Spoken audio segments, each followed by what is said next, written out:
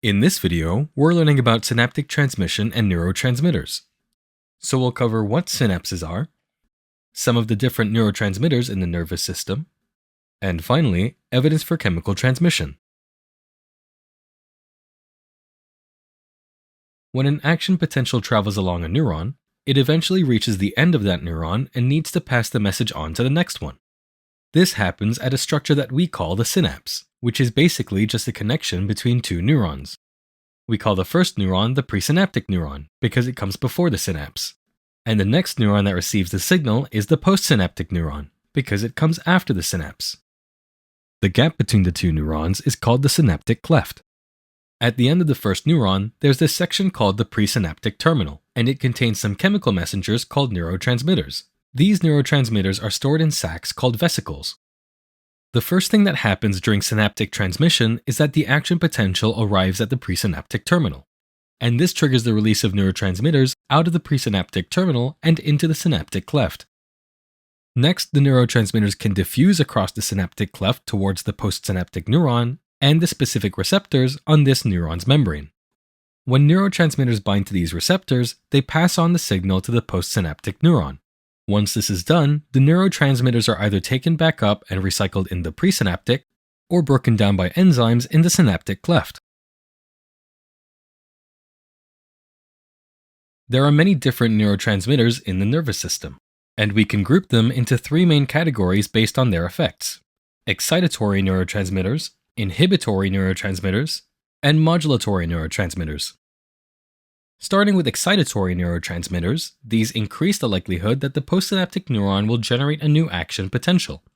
The most common excitatory neurotransmitter in the brain is glutamate, which is involved in learning and memory. Another important one is acetylcholine, which plays a key role in muscle movement and is also involved in attention and arousal. For inhibitory neurotransmitters, these decrease the likelihood that the postsynaptic neuron will generate an action potential. The main inhibitory neurotransmitter is GABA, which stands for gamma-aminobutyric acid, and it helps to calm neural activity, so it's important for reducing anxiety and promoting relaxation. The third category is modulatory neurotransmitters. These don't excite or inhibit neurons, but instead regulate or fine-tune the activity of other neurotransmitter systems. Two important examples are dopamine and serotonin. Dopamine is involved in rewards and motivation, and serotonin helps us regulate our mood, sleep, and appetite. There are some important real-world applications of neurotransmitters in medicine and mental health. For instance, SSRIs, which are a common type of antidepressant, block the reuptake of serotonin, allowing it to remain in the synaptic cleft for a longer time and enhancing its mood-regulating effects. On the other hand, Parkinson's disease is associated with the loss of dopamine-producing neurons, which is why treatments often focus on increasing dopamine levels in the brain. To finish up, let's look at some evidence for chemical transmission between neurons.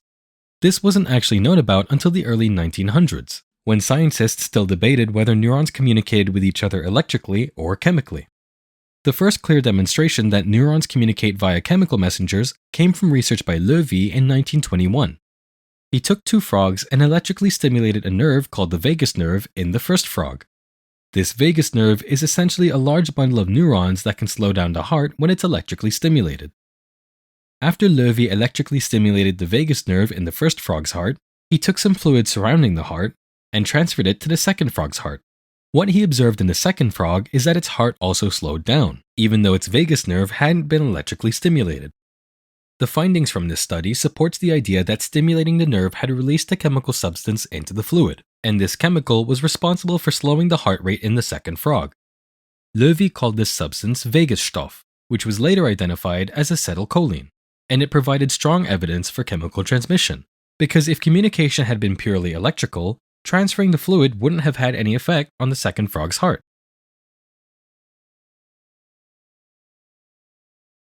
If you haven't heard yet, you can find all of our videos on our website, cognito.org.